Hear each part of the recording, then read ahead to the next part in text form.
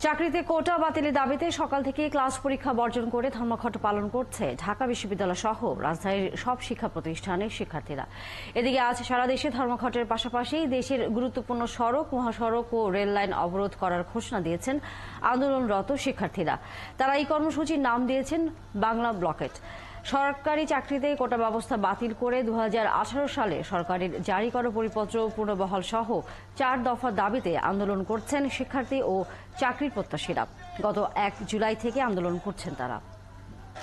দর্শক, কোটা বাতিলের দাবিতে সারা দেশে শিক্ষা প্রতিষ্ঠানে ক্লাস বর্জনে কর্মসূচি ঘোষণা করছেন কোটা বিরোধীরা। এ বিষয়ে জানতে রংপুর থেকে যুক্ত হচ্ছেন সহকর্মী শাহবাজিদ আহমেদ। বাজিদ, মুক্তিযুদ্ধ কোটা বিরোধীদের কয়েকদিনের আন্দোলনের কোনো প্রভাব কি শিক্ষা প্রতিষ্ঠানগুলোতে পড়েছে কিনা এবং একই সাথে ধর্মঘট কর্মসূচির সমর্থনে কোনো কিছু কি করছেন কোটা বিরোধীরা?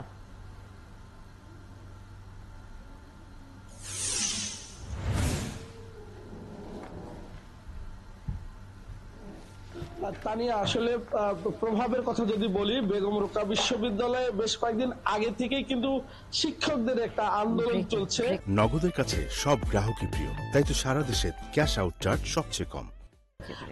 সেই আন্দোলনের সাথে যুক্ত হয়েছে নতুন করে ছাত্ররা যে আজকে কর্মসূচি শুরু করেছে। সে কারণে মূলত বেগম রোকেয়া বিশ্ববিদ্যালয় এক কথা বলা চলে অচল। কদিন ধরেই সর্বাত্মক কর্মবিরতি পালন করে আসছে বেগম রোকেয়া বিশ্ববিদ্যালয়ের শিক্ষক সমিতি। তার সাথে যুক্ত হয়েছে কোটা বিরোধী আন্দোলনকারীরা, তারাও কর্মসূচি পালন করছে। গত কয়েকদিন ধরে রংপুরে বেশ কয়েকটি কর্মসূচি পালন করেছে। আমরা দু একজন শিক্ষার্থীর সাথে কথা বলবো যারা আন্দোলন করছে। আন্দোলনের আজকের কর্মসূচি কি এবং এই আন্দোলনটা কতদিন চলবে? জি, গতকাল আমাদের ঢাকা রংপুর মহাসড়ক অবরোধ করে আমরা আমাদের দাবিগুলো জানিয়েছি। আমরা বলছি আমাদের দাবিগুলো পূরণ না হওয়া পর্যন্ত আমরা লাগাতার কর্মসূচিতে অংশগ্রহণ করব।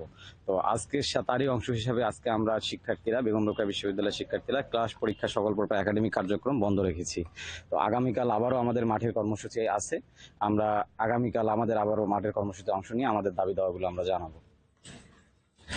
শুনছিলেন শিক্ষার্থীরা, আন্দোলনরত শিক্ষার্থীরা বলছেন যে তাদের এই আন্দোলন দেশব্যাপী যে চলছে, বিভিন্ন বিশ্ববিদ্যালয়ের শিক্ষার্থীদের সাথে তারা সমন্বয় করে এই আন্দোলন করছেন। একই অবস্থা রংপুরে বেগম রোকেয়া বিশ্ববিদ্যালয়ের এবং যে কোটা বিরোধী আন্দোলন সেটি কিন্তু চলছে এবং প্রতিদিনই তারা নানা কর্মসূচির মধ্য দিয়ে এই কর্মসূচি পালন করছেন এবং প্রতিদিন সভা সমাবেশ, মিছিল, মিটিং থেকে শুরু করে নানা কর্মসূচি তারা পালন করছেন। তবে শিক্ষার্থীদের এই আন্দোলনের সাথে কিন্তু যারা বিভিন্ন দল, যারা ছাত্র সংগঠন করে, তারা কিন্তু এর সাথে নেই। শুধু এই সাধারণ ছাত্ররা, ম্যাথের ছাত্ররা, তাদেরকে নিয়েই এই কোটা বিরোধী আন্দোলন শুরু হয়েছে। বিশ্ববিদ্যালয় এবং বিশ্ববিদ্যালয়ের বাইরে আশেপাশে এলাকাগুলোতে সাধারণ ছাত্ররা এই আন্দোলনের সাথে জড়িয়ে গেছে এবং তারা বলছে তাদের দাবিটা ন্যায্য দাবি।